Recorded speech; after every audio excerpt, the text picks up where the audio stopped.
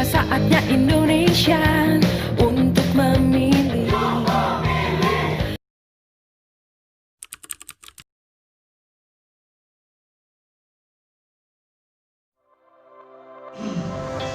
Ada yang berbeda antara pemilihan serentak lanjutan 2020 dengan pemilihan serentak tahun 2018 yang terakhir, kemudian 2017 sebelumnya, dan juga 2015. Yang sama adalah keserentakannya. Jadi kita saat ini ada 270 daerah se-Indonesia akan melakukan pemungutan suara yang sama atau serentak. Kemudian tahapan-tahapan itu dilakukan secara serentak dan itu mirip proses penyelenggaraan pemilihannya dengan tahun 2018, 2017, dan 2015. Tetapi ada yang berbeda. Pada pemilihan serentak lanjutan 2020 ini kita mengalami semacam musibah yang kita sebut sebagai bencana non alam, gitu ya. Nah, bencana non alam itu kerap kita ketahui dengan COVID-19 atau Coronavirus 2019. Nah, karena adanya bencana non alam COVID-2019 itu, maka pemilihan serentak yang mestinya dilaksanakan pada 23 September 2020 untuk melakukan pencoblosannya itu ditunda. Dan penundaan dilakukan melalui Perpu yang diterbitkan oleh pemerintah Republik Indonesia, yaitu Perpu nomor 2 tahun 2020 yang diundangkan menjadi Undang-Undang nomor 6 tahun 2020. Di antara isi undang-undang itu adalah pemilihan serentak dilanjutkan pada 2020 tapi di bulan Desember.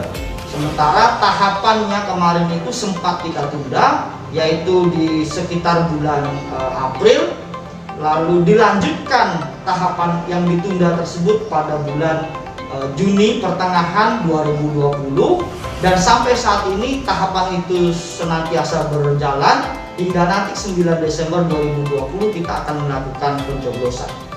Nah, karena kita akan melaksanakan pemilihan di tengah situasi pandemi COVID-19, maka tahapan-tahapan yang akan dilaksanakan itu pun harus mengadaptasi protokol kesehatan, bagaimana caranya agar mencegah tidak terjadinya penularan virus corona 2019. Nah, apa saja yang berubah? Misalnya nih ya, kampanye.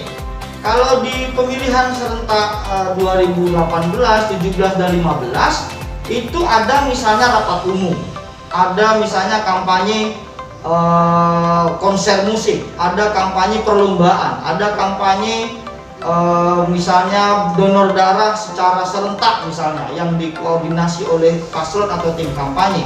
Nah, model-model kampanye seperti itu pada pemilihan serentak lanjutan 2020 sudah dilarang sama sekali. Artinya tidak boleh lagi ada kegiatan kampanye berupa rapat umum. Kemudian misalnya ada pertemuan terbatas atau tatap muka ya. Nah, pertemuan terbatas atau tatap muka atau dialog itu masih diperkenankan. Namun yang berbeda, kalau dalam kondisi normal pesertanya bisa 1.000 sampai 2.000 orang, itu untuk pertemuan terbatas saja. Sementara di era COVID, di kondisi kita sedang dalam kondisi bencana ini, pertemuan terbatas hanya diikuti oleh maksimal paling banyak 50 orang. Kemudian harus menjaga jarak paling kurang 1 meter, menyiapkan protokol kesehatan seperti misalnya harus ada pengukur suhu tubuh, kemudian menggunakan hand sanitizer, menyiapkan cuci tangan gitu ya, dan seterusnya. Tidak di pertemuan terbatas dilakukan di rumah atau di ruangan atau di gedung dan seterusnya. Berbeda sama sekali. Kemudian nanti pada saat debat, dulu masih boleh mengajak katakanlah misalnya pendukung lah ya atau supporter. Di era pandemi saat ini itu tidak diperkenankan lagi. Di debat kandidat hanya melibatkan paslon, kemudian Bawaslu, KPU, dan maksimal 4 orang dari tim kampanye. Sangat terbatas sekali. Tentu ini yang sangat berbeda ya. Kemudian yang paling berasa nanti adalah di hari H 9 Desember 2020 itu model pemungutan suaranya itu sama sekali berbeda. Kita pakai masker, wajib nih, kemudian wajib pakai sarung tangan, kemudian mencoblosnya itu juga harus pakai sarung tangan, kemudian tintanya itu tidak lagi jari-jari kita tuh mencelupkan dalam wadah yang disiapkan, tapi sekarang sudah diubah menjadi diteteskan. Kemudian harus dicek suhu tubuh sebelum masuk, harus cuci tangan dulu sebelum masuk ke TPS. Dan kalau seandainya 37 derajat Celcius di atas itu kondisi tubuh, suhu tubuh kita, maka dia diberikan semacam tempat khusus, yaitu TPS khusus. Jadi ada TPS khusus, ada TPS yang normal, itu kira-kira ya. Nah, yang normal itu syaratnya adalah 37 suhu tubuhnya, lalu kita baru diperkenankan masuk. Kemudian membawa alat tulis sendiri, jaga jarak 1 meter lebih kurang ya, antara satu pemilih dengan pemilih lain, posisi KPPS dengan KPPS lain juga harus menjaga jarak, termasuk Bawaslu. Nah, situasi itu yang berubah gitu ya.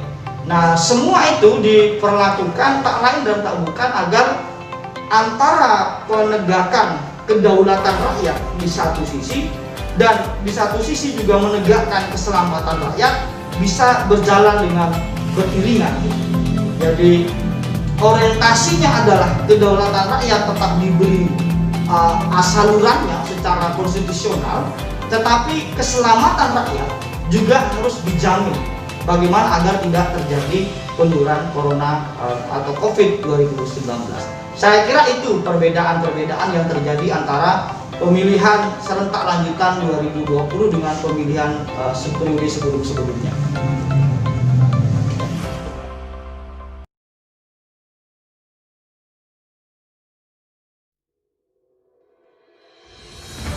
Ya, partisipasi pemilih tanpa melibatkan angkatan muda itu sesuatu yang mustahil.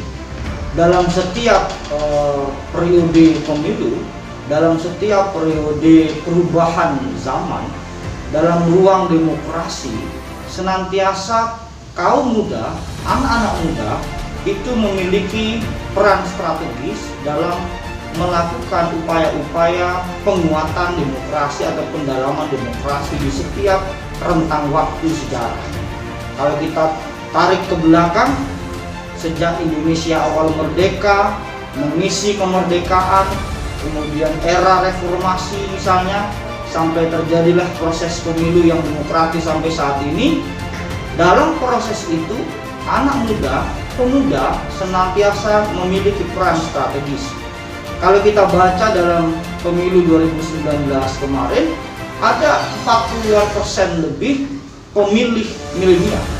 Pemilih milenial tentu sangat identik dengan pemilih muda, di mana anak-anak muda itu memiliki karakter yang dinamis, karakter yang kritis, karakter yang progresif, senantiasa berupaya untuk mencari sesuatu yang ideal, tidak mudah untuk dikooptasi, tidak mudah untuk diiming-imingi politik uang misalnya, dan juga imbalan berupa materi lainnya. Dan kondisi yang seperti itulah, kriteria-kriteria seperti itulah yang kemudian diharapkan mengisi ruang waktu demokrasi baik di level nasional maupun di level lokal, tak terkecuali pemilihan serentak lanjutan 2020 di Kabupaten Rokan Hilir ini.